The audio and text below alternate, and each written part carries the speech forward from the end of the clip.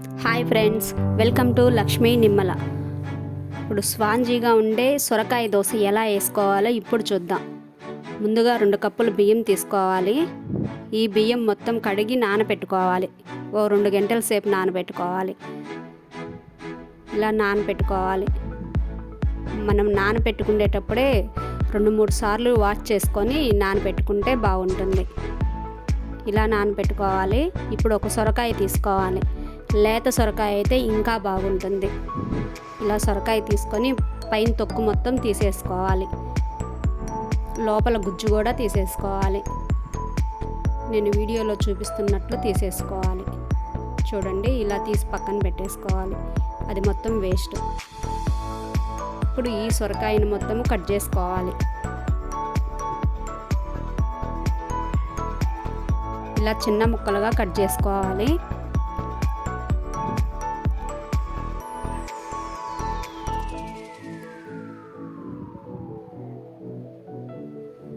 ఇలా కట్ చేసి పెట్టుకోవాలి.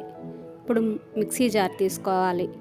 2 ఇంచుల అల్లం తరుగు కూడా వేసుకోవాలి. దాంట్లో ఒక 5-6 పచ్చిమిర్చి కూడా తీసుకొని ఇలా ఇంచి వేసుకోవాలి.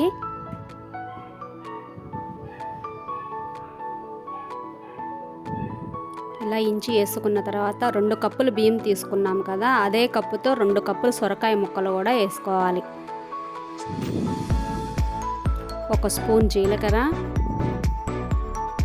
మనం ముందుగా నానబెట్టుకున్న బియ్యం కూడా నీళ్లు రాకుండా వేసుకోవాలి.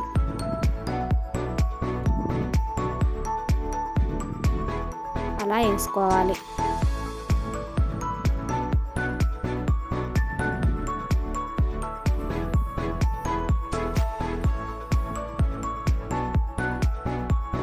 ఇప్పుడు కొంచెం కరివేపాకు కూడా వేసుకోవాలి. మిక్సీ జార్లోనే కరివేపాకు కూడా వేసుకుంటే చాలా బాగుంటుంది. దీన్ని మెత్తగా పేస్ట్ లాగా చేసుకోవాలి. మనం దోశ బ్యాటర్ ఎలా వేసుకుంటామో అలా వేసుకోవాలి. ఇంత మెత్తగా వస్తే సరిపోతుంది. ఇది వేరొక బౌల్లోకి తీసుకోవాలి. కొంచెం నీళ్ళు వేసుకుందాం. ఇలా నీళ్ళు వేసుకోవాలి. ఇప్పుడు మన టేస్ట్కి సరిపడంత సాల్ట్ కూడా వేసుకోవాలి.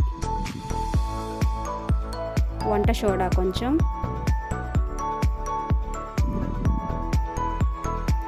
ఇది బాగా పలచగా కూడా ఉండకూడదు, అట్లా అని చిక్కగా కూడా ఉండకూడదు. ఇలా వేసుకుంటే సరిపోతుంది.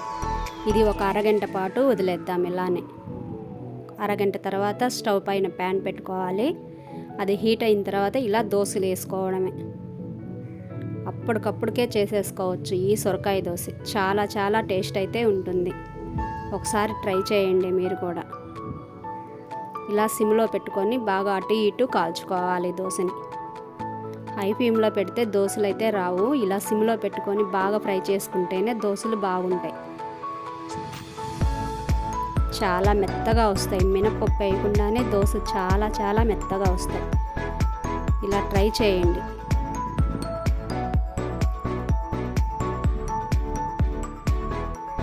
అంతేనండి, వేరే ప్లేట్లో తీసుకోవాలి.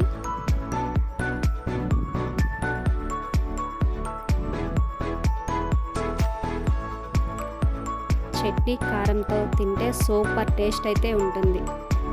ఎలా ఉందో చెప్పండి మీరు కూడా.